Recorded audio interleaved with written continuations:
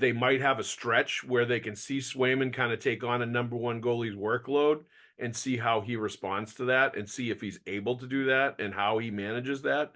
So I think this might be helpful as far as a window goes to open up to project what he might look like if you did go with him as your number one and you did change the way the goalie situation is after this season.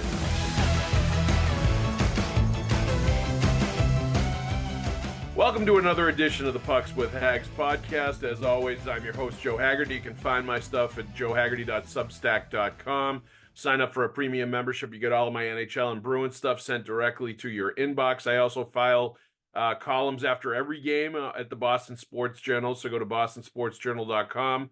Check out all my thoughts and analysis on what I was watching the night before. And that's absolutely what we will talk about today. I have as my guest here, Mick Colageo. Mick, longtime friend and colleague. Tell everybody where they can find your stuff, buddy. Rink Wrap on game nights. I do a blog. It's rinkwrapmc.com, and I link to it on Twitter and Facebook at Mick Colageo. If you can see that on the bottom left of my screen, that's how you spell it. Mick like Jagger and Colageo. And I'm also contributing a weekend column to BostonHockeyNow.com. And in the, I guess, Money Power issue of the Hockey News just came out, and I do the Bruins bits for those seasonal issues.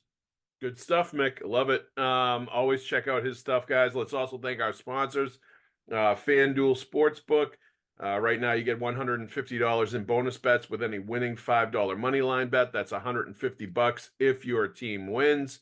App is easy to download, spreads, player props, over under, so much more. Visit fanduel.com/Boston and get going with FanDuel, the exclusive wagering partner of the CLNS network. Let's also thank Factor Meals, America's number one ready to eat meal kit. Delicious meals ready in 2 minutes. Looking for calorie conscious options? They have those. Delicious dietitian approved calorie smart meals with around or less than 550 calories per serving. That makes the missus very happy that option is there. So visit factormeals.com/Hags50 and use code Hags50 to get 50% off your first box. All right. Couple of, you knew this road trip was going to be difficult for the Bruins. Starting with that game in Tampa, I think it was like 5 games in 9 days or something like that. Very, against good teams, against largely playoff caliber teams, Colorado, Arizona's around the playoff structure this year, Vegas, Tampa, obviously. So you knew this was going to be a tough stretch. You kind of know at this time of year, you also know when you're playing a lot of games and not many days, this is when you start to see the injuries happen. This is when guys get hurt, when they're really physically getting pushed and tested hard. So, what we've seen the last couple of games is the Bruins are gritting their way through a tough stretch to at least get points in these losses. But they're also losing the war of attrition right now. Brandon Carlo goes down on Monday night with an upper body injury. Last night against the Coyotes, they end up getting a point out of that game. Did not play great in that game. I thought they, and they didn't play particularly great in Colorado either, but they still managed to get points in both of those games. But Linus Ullmark goes down in overtime. Lower body, looked like a groin the way he went down and the way he was stretching out to try to make that save. And Matt Patra also gets hurt. Looked like a shoulder when he was trying to make a hit. So there's a high concern level right now. I think just because of the guys that are injured, the stretch that they're in, and they're really pushing themselves hard now to get points. And I feel like this is when we start to see this team go into one of those funks, is when they're pushed this hard. And then all of a sudden we start to see them not have anything in the tank, and they need a lot in the tank to compete and win in the NHL. And I think we may be on the precipice of seeing another stretch like that, just based on all the circumstances we're seeing here. Yeah, I don't think we're going to see them bad habit their way into some lopsided losses.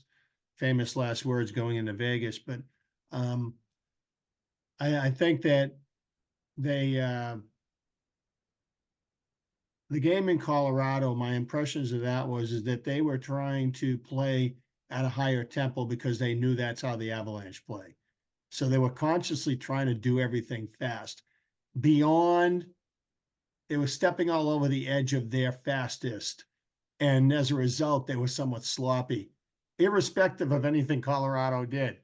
Uh, it just seemed like they were hurried about everything they did. It just looked to me like there was a subconscious, if not conscious, effort for them to increase their tempo beyond what they truly are. In the short minutes that I was able to see the end of last night's game, I could not believe how many chances they left on the table. And I agree. I understand that both Marchand and most recently Pasternak are elite goal scorers in the world, and they have a tendency to look like they're not trying when things don't go the way they want them to go. Well, no, nothing will ever look as much like that as Pasternak's shootout attempt in Colorado, which was, I understand what he was doing. He's trying to look nonchalant and sort of fake the goalie, lull him into like opening up the 5-hole and, being concerned about everything else. And I get what he's doing, but when you do something like that and it doesn't work, it looks horrible. It looks terrible. That'll go down as like the worst shootout attempt that Pasternak will ever have in the history of his NHL career, unless he does what Marchand did in Philly that time and just misses the puck and graces the puck as he's going in to try to shoot it. But you're right. They can look, especially Pasta. He can look very nonchalant sometimes, or look like he's not, not giving it everything he's got when he's doing these things. And I think that is just like sort of, a fake or some kind of an attempt. I think that's what he's trying to do, but it doesn't always work. And it looks bad when it doesn't work. Yeah, it goes with the territory. I accept it. But man, is it hard on the eyes. I mean, it just felt like there was so many. It was nice to see them bear down on a couple of those, maybe to get out of there with 2 points, but it just wasn't there. And I'm looking at some of the minuses here as a result. It seems like they're working themselves into a corner where they can only score on power plays. And if you do that, then everybody comes up with minuses, even if you win. Well, in this case, they didn't. Well, that's Mick. That is what we've seen when like the schedule starts to catch up to them, and when they start to struggle is they rely too much on the goalies. They get a little lax defensively and allow odd man rushes and really good chances for the other team. They can't score 5-on-5. They have a hard time scoring 5-on-5. They become much too reliant on the power play and on Pasternak and Marchand for everything that they're doing offensively. And like I said, I see that, I feel like I'm seeing that trend going in that direction again. And I think it's just fans, I think, don't understand or don't appreciate how hard the travel is, how difficult it is to play a lot of games in a short amount of time. Those pockets of the NHL schedule where it becomes really hard for them, how much that impacts what we see on the ice, the level of play that they're able to bring. And especially a team like this where, I wouldn't say they're super talented. And I think a lot of it is, work and effort and energy that they're putting into it that's allowing them to win these games. I don't think they're just like blowing teams away by sheer talent of what they're putting on the ice. I think there's more to it than that. And when they can't bring all of that, I think it really levels things off as far as the playing field goes and sometimes puts them at a disadvantage. So, I give them credit for getting points in the last couple games. And I think what you said about Colorado is true. And I think that's natural. I think anytime you're going to play like a guy like Nathan MacKinnon, you're going to up your speed game and you're going to feel like you have to up the tempo and kind of match what he's doing. And, when you watch Nathan MacKinnon out on the ice, the Boston Bruins are not going to be able to match what he's doing out there. Like he had his good legs the other night when the Bruins were playing Colorado, and he was flying all over the place. Sometimes he's coming straight at you. He plays through the game. That's why he's such a joy to watch. McKinnon's a special player. He's really fun. He is. And he had the good stuff. Rantanen's a beast. He is. Guy's like a modern day Yari Curry. Yeah, I mean they've got talent. There's no question about it. They're a playoff team, and that was a tough game for them, and the altitude plays into it as well. I think that's a challenge for them too. Well, the NFL season is wrapping up, but there is still time to get on the action with FanDuel, America's #1 sportsbook. Right now, new customers get 150 in bonus bets guaranteed when you place a $5 bet. That's pretty good math, right? That's $150 in bonus bets, win or lose. The app is so easy to use, and there are so many different ways to bet, like live same-game parlays. Find bets in the new Explore tab. Make a parlay in the Parlay Hub. The best way to find popular parlays, and more. So visit FanDuel.com/Boston and make your first bet a layup. FanDuel, official partner of the NFL. How high is your concern level? Just the injuries. The one, obviously, Allmark, they're going to miss if he's out for a period of time. But they have Swayman. He can step up. I think he's ready to handle more of a workload. The problem is, if he's playing every game, you're going to start to see the schedule wear down on him too. And I wonder how that's going to affect him. And I think that's going to be interesting to watch. And I actually think that's a good thing in some ways for the Bruins, that they might have a stretch where they can see Swayman kind of take on a #1 goalie's workload and see how he responds to that and see if he's able to do that and how he manages that. So I think this might be helpful as far as a window goes to open up to project what he might look like if you did go with him as your #1 and you did change the way the goalie situation is after this season. So that might be like a positive or something they can, take some information from over the next few weeks, if indeed Allmark is banged up and can't play. And you were going to expect, like, he's legit injured if he's coming out of an overtime game, and he had to be helped off the ice. And the other one's Brandon Carlo, workhorse, plays top 4 minutes, plays 20 minutes a night, a warrior on the penalty kill.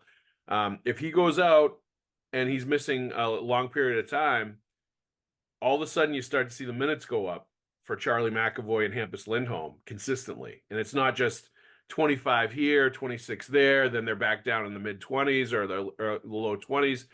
You're seeing them consistently 25 to 30 minutes every night now with Carlo out. And I think it's going to be like that until he comes back. And this is the other, and I've harped on this a lot. They're getting points and they're competing, but like they're riding some of their horses really hard right now. Pasternak had like 27 minutes of ice time last night. He was Now let's assume that 4.5 of that was in overtime. Still, that's a lot. That's 23 minutes in regulation. Now, this is kind of a trend around the league, and it's been going on not as much with the Bruins until really recently, but maybe about a month ago when the playoff picture became apparent post-Thanksgiving, post-American Thanksgiving. Yeah. And a lot of teams were playing their stars, their forwards, defensemen like minutes, or defenseman playoff game like minutes, and just going outside the box. It's almost like the latest coaching trend that Patrick Roy ushered in, the trend of pulling the goalie before you get down to 1:15. Yeah. And now we got coaches. I don't know who the first was to really start going crazy like this, but the trend became obvious this year that everybody's on this bandwagon where we all have to play our stars like we're a basketball team. And this is, they can take it. We're not practicing that much, get good rest. They'll be professionals. It takes its toll. Yeah. That's the concern, is like, you can do it, but like, is that going to affect how much they have in the tank down the stretch going into the playoffs? I think so. I think you've got to be smart about managing the minutes. And like that, obviously there's situations where you can let the horses go. Like, if you've got a game and you've got like 3 off days after that or something like that, or you're heading into Christmas break in a couple days, and like that's fine. Like, I get that. But when you start doing this in the dog days of January and February, when guys are getting tired anyway, that's when I think my concern level goes up about how much they're playing every single night, all of these players, and how much how hard they're working during trudging through the regular season. vis-a-vis how much they're going to have when they get to the postseason. So, Yeah. of those injuries, Allmark, Patra, Carlo, which are you most concerned about? And just in general, the injury situation, what do you make of it? Well, I think the Carlo one mostly, and no offense to Kevin Shattenkirk, but he's your next right shot. And he doesn't have the range or the physicality to match up the way Carlo can against top six forwards. So unless you're going to double shift Charlie McAvoy against all top six and play him 5 minutes in chunks, which you're not going to do because it's not the end of a playoff game every night, all night, then you're moving Wotherspoon over to take shifts as a left shot, playing right side, which no coach in the 21st century likes to play that way. Right. They might weave at even strength going into the attacking zone to get the sticks inside for the slap shots, but they're always defending with a stick outside. So this is how they play. Carlo, some people don't care for his game because I don't know, maybe he leaves them wanting more, maybe it's a Jim Kite thing. I don't know. But I look at him and say, wow, what a perfect compliment on the right side to Charlie McAvoy. If he goes out, that's a devastating injury to the Bruins. And so I'm looking at what do you got to do? What can you do about this? And what do you have coming back? You don't have any physicality because you don't have Connor Clifton anymore. Wotherspoon come bring some of that over from the left side. Will Jakub Zaboro, who still plays for the Providence Bruins, get a recall here, considering that he played some right side when he was in the NHL, even though he's left shot. So that's another thing we got to look at here and figure out what are they thinking right now? What's the depth? Is there going to be a depth move? Is it worth trying to get a guy who projects as a third pairing player because he has physical attributes that might sub in for Carlo on a short term? I don't know. I mean, I think they need to get a defenseman anyway. So, like, if they could go out and get a defenseman, they should. But if you get especially where Carlo's got an injury history too. Like I think you should have some kind of insurance in case this happens again. Well, they need a left shot though. They and do. That doesn't address this. They need both. That's my point being, if Carlo gets hurt, you need to look seriously at that. Either a left that can, plays right a lot of the time, or a right. Well, maybe let's get to the Wotherspoon question then. What do you think of his game? I mean, when you mentioned him, I did want to talk about him a little bit because I like him. I think he's been pretty good. By and large, 21-28 last night, and he came up even. And he's been playing 20, like he played 20 against Colorado too, I believe. 20 plus. So like I like him and I think he's been okay. And I think he's, a competitor and he's not flashy obviously, but I think he comes in and has been doing the job. So he's aggressive. Yes, that's good to see now. And do I think that guy is the answer to like the issues that I've had with the back end? Probably not. But I think he's a good depth player for them, and he's certainly somebody that has stepped in and, I think showed them something. And he certainly has earned Jim Montgomery's trust and the trust of the coaching staff. I don't think there's any question about that. Just watching he's a placeholder for sure. Yeah, and just watching. He's going to go into the Carlo position, even though he's a left shot. That's where he's going to defend. Yep. Unless they decide to play Grizz there, since Grizz has moved over in his career as well. That's not out of the question. But I mean, the way you are right now, you're down to two stalwarts, and now you got to have Grizz and Wotherspoon pick up the slack. So. And you've lost a guy that is hard to play against, is good in the D zone, is good around the net. Yeah. is good on the penalty kill when those were not your, particular strengths most of the season anyway. So I think that in general is also going to continue to make it problematic for them when they're trying to close out games while he's out, in addition to the Yeah, good point, strain it's because putting on because you everybody. already don't have Forbort, who's the long stick on the other side, whom they Yeah. love in that By the role. way, when was the last time we had an update on forward? It's been a while. I know it's an LTIR, and it's Yeah. we'll see you when we see you. Yeah. So, Which I wonder about, the fact that there's like nothing happening there and there's no updates and there's nothing. no, this supposedly was a nagging injury from last year that they were hoping they could play his way out of, and then they decided that no, this is not happening. We're going to have to go get this thing fixed the right way, and I guess that means time away from the rink. So, ugh, A lot of time away from the definitely. rink. Yeah. That may be a question to ask the next time I talk to Jim Montgomery, because I meant to do that the last time they were here in Boston when we were at practice, and I forgot to do it. But like, I think everybody should. Maybe it's time for me to peruse the Providence Bruins defense and see what we got for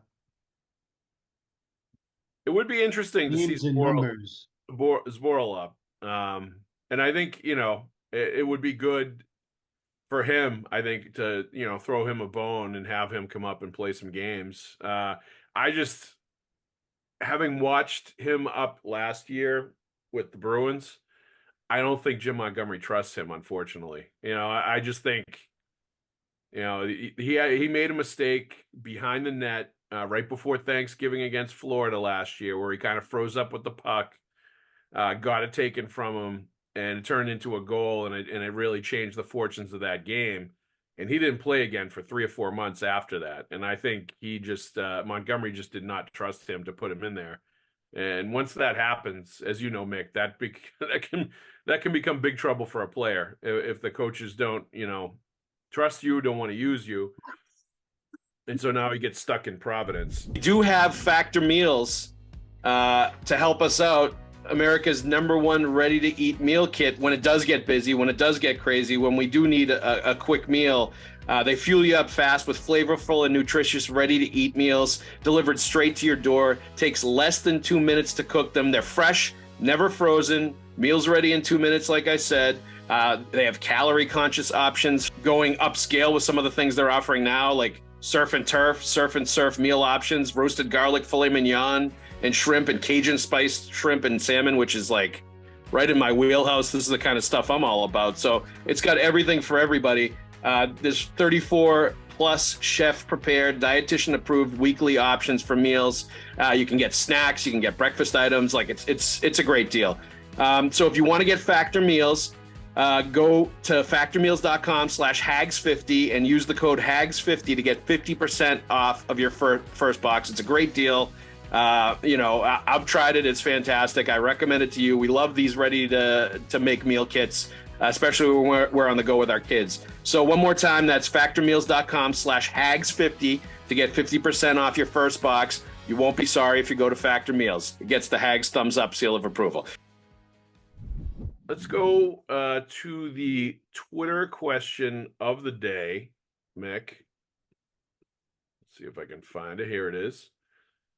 This is from Ken Richard, and we'll go. This ties into the news a little bit that David Pastrnak was named an All-Star. We'll be going to All-Star Weekend in Toronto coming up next month.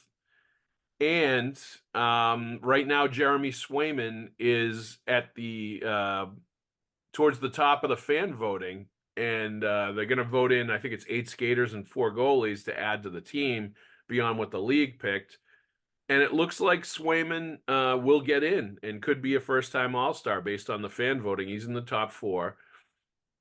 Just outside of the top 4 is Linus Ullmark. So before this injury happened, there actually could have been a possibility that both Linus Ullmark and Jeremy Swayman were named All-Stars and both going to NHL All-Star Weekend. And, since you're such a historian fan of the game, Mick, I would ask you, do you ever remember both goalies from a goalie tandem ever being all-stars at the same time in the same season? I don't. I don't think that's ever happened in Oh, NHL history. and yeah, and in the tandem era, I mean, I think of the great tandems. I think of Jacquemin and Villemure in New York, Cheevers and Johnston in Boston, Cheevers and Gilbert later when Cheevers returned from the WHA. Um, um, Edmonton had Fury and Moog at the same time. Later, they had Fury and Ranford at the same time when Ranford was peaking as an Oiler. Yep. Uh, so, but All-Star game, no. It's always good. It's always a guy who plays a ton of games. It's a Tony Esposito type. It's a Martin Brodeur type. Yep. So. So I think, it's too bad this injury is happening now when it is for that reason too, because I thought it would have been really cool and interesting if both of those goalies could have ended up making it in the fan voting, and both of what would have gone to All-Star Weekend, and it would have been goalie hug central from the NHL. They would have hyped up the goalie hugs like you wouldn't believe to have them as a part of NHL All-Star Weekend. And I hope it can still happen, but I don't know if it's going to happen now with this injury, obviously. But that leads to this Twitter question, or this Twitter statement, I should say. This is from Ken Richard, UM5Ken on Twitter. And this was a reaction when I mentioned something about Swayman maybe making the NHL All-Star Weekend. The worst punishment a goalie can have would be to play in an NHL All-Star Game. And this is true. I think Swayman would have some fun with it, but those events are absolutely not made for the goaltenders, aside from, I guess, Allmark last year down in Florida showing off during the skills challenge, showing off his puck handling and his ability to shoot pucks long distance down the ice. Yeah, I agree. In general, I think Andrew Raycroft could tell a great story about that. When the NHL went on lockout in 2004, he joined what was then known as the Original Stars Hockey League, which was a bunch of guys who didn't want to travel to Europe to play in those leagues, decided to put some ice time together, play in small rinks for fans. Like And barnstorming kind of thing? Well, Raycroft's in that, and the scores of the games like 17-15, and crazy stuff like that. I mean, coming off NHL Rookie of the Year, this was his winter until he finally said, "All right, enough of this." He went to Finland, wound up being a backup, played a few games, comes back without a contract because he's RFA. Him and Nick Pointon together. I remember that. I think for the two youngest players of that era, 20 years ago, who were impact Bruins. And when they arrived in the NHL permanently, they were impact players to a high degree. Pointon was really the number one defenseman. Yep. And neither guy had a contract when the Bruins botched their post-lockout player gathering strategy because they didn't know that the rollback that the union had offered would be absorbed into the new deal by the NHL. And Yep. that allowed all the Detroits and Rangers of the world to keep their players. Yep. And the Bruins theory was scrambled. And now they're like Super Bowl Sunday, and you're in the grocery store looking for stuff at 6:30 at night, and there's nothing on the shelves. That was the very end of the Sinden O'Connell era. That was like one of the last chapters of that. It was the beginning of the end of the OC. Because now what happens is you've got a situation here where OC has to tell Raycroft and Pointon, look, I want to give you contracts, but I can't do anything right now. I can't. We got a salary cap, and I have to see how much money I have left. So these guys don't really have a good training camp. Their careers were never the same. Yep. They were both thrown off the rails by this in a career impact. It was tragic, both cases. It was. It ended up happy ending for the Bruins, obviously, with Raycroft, because they were able to turn that into Tuukka Rask. And that turned into a deal that helped, one of the deals that had helped set them up for the next 10 to 15 years. And then Boynton became Paul Mara, who became Aaron Ward, who became Derek Morris, who became Dennis Seidenberg. Yes, there was a long wait for the payoff on that one, but it eventually got there. You know, Chiarelli admittedly broke a promise to Derek Morris that he wouldn't trade him when he got him, but he, you know, he wanted to make sure that Z had the right shutdown partner. Yep, and that helped them win the cup. As No they question. say, is history. That was one of the turning points in that Stanley Cup run was Chara and Seidenberg getting together as a pairing.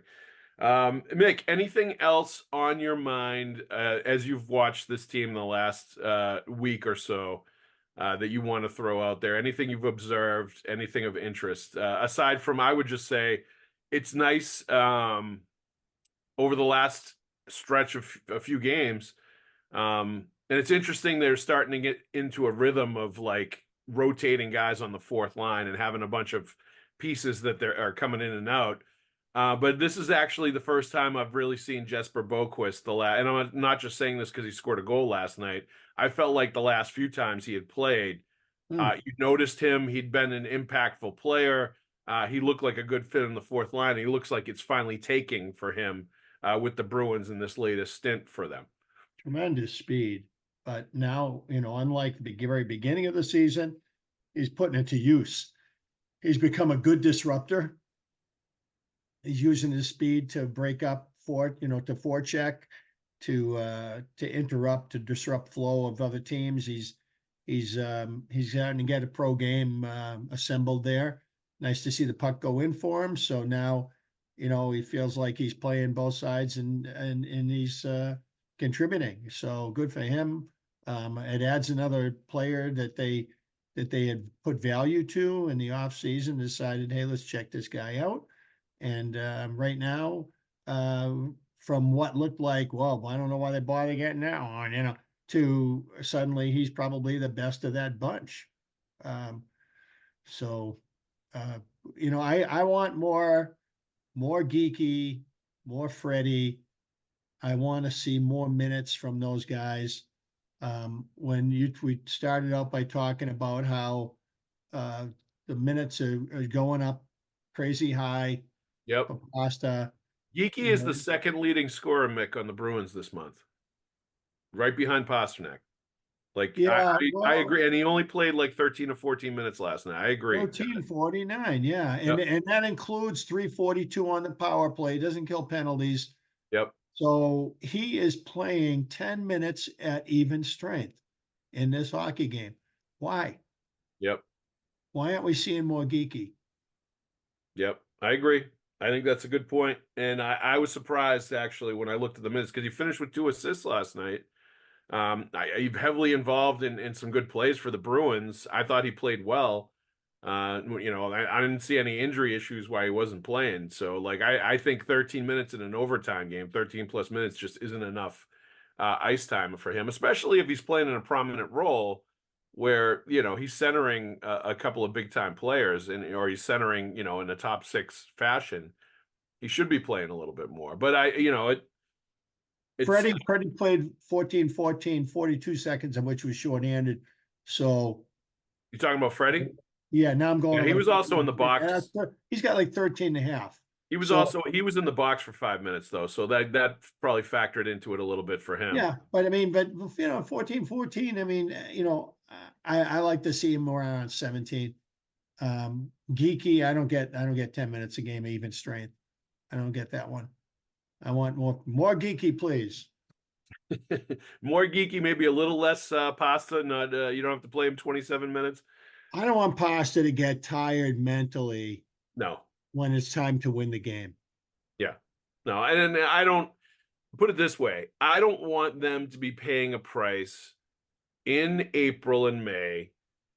You know, price coming due in April and May for stuff that they did in January and February to grind out a point in Mullet Arena on a Tuesday night in Arizona. You know what I mean? Like I don't feel like getting that point last night was of that vital importance that you're going to – I just think in general Jim Montgomery needs to like find a way to trust the fourth line to play them more.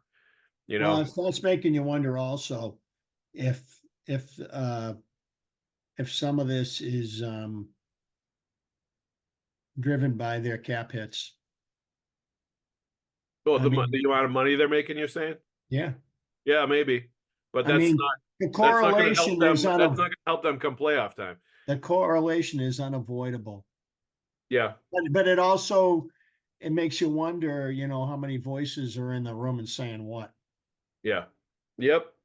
But in general, I would like to see others playing more minutes to take the load off of some of the players that are playing too much right now. And I think it's more difficult to do on the back end right now because of the circumstance, because of Carlo getting injured. But I think up front, I think you should not be playing Marchand and Pastrnak over 20 minutes every single night. No. And especially you shouldn't be getting up into the 25, 27 range with Pastrnak in any of these Half situations. the game you get Pasternak on right wing. Yeah, I think that's asking for a That's little not much. the best version. Maybe That he could was be the out there best the version of entire overtime. Pasternak. Like, who knows? But Mick, thank you very much for playing hurt today. Mick's got a little bit of a Speaking cough of that he's playing, overcoming. hurt, I just want to say that, and I didn't get this out earlier, but Linus, when he went down, the first thing I thought of was the injury at the end of the regular season last year. Yeah, I thought it was the same one. could I'm be. wondering if it's the same one. And I'm wondering if this is going to haunt him through his career. Because it looked like he was like, the puck's going right, the puck's going left. No, it's going right. And it's like in the midst of all of that, as he's going into the A, there's an internal strain somewhere up there that there's something that got ripped up. And this time it seemed worse. So I expect this not to be, day to day and, here we go again, like the playoffs. No, I think he's going to be out here. Yeah, I think he should be if they need him to rest. And I think goaltending, like I said before, I think that's a situation or an area where they can afford the injury. They're going to miss him, obviously, but I think it allows them an opportunity to look at Swayman in a little bit of a different perspective and a little bit of a different role, and make some evaluations. Contract time is coming up for him. There had been some hubbub about a potential extension coming for him, at some point during the season. And I think this just allows the Bruins to get more information and to get a better read on how he would react to having a much bigger workload and being more of a traditional number one. I think he's ready for it. And I think he could run with the ball if it's given to him. And I think this could be the last sort of push for him to really sort of take over this situation a little bit more and have more ownership of it, next season and beyond. And I think that's a good thing. Like, I think this creates an opportunity for him where he could really flourish, and it could turn into what I've talked a lot about is hoping he gets a chance to be, the starting goalie game one of the playoffs, because I think he's starting to earn it with the things that he's doing and the way that he's playing. And also being voted into NHL AllStar Weekend would play into that as well. I think the respect that he's getting around the league, that he's getting from fans, his profile, all this stuff is going up. And I think this might be a stretch here where he could earn some of that more himself by the way that he plays. But that we will talk and closely track over the next few weeks. We'll see how the Bruins do with these injuries. I want to thank Mick for joining us today, playing hurt, as I said. Always appreciate it. I also want to thank our sponsors. FanDuel Sportsbook, get $150 in bonus bets and with any winning $5 money line bet. That's $150 if your team wins. Visit FanDuel.com/Boston and kick off the NFL playoffs are coming soon. Playoffs. No Patriots, though. Let's also thank Factor Meals, America's #1 ready-to-eat meal kit. Fresh, never frozen meals, ready in 2 minutes. You just pop them in the micro, leave the plastic on. The steam does the rest. Head to factormeals.com/Haggs50 and use code Haggs50 to get 50% off of your first box. Mick Colageo, thank you very much for joining us today. I'm glad to hear that you're feeling better, my friend. I am. Thank you very much. Very good. All right. Thanks, everybody, for listening. We'll see you at the rink.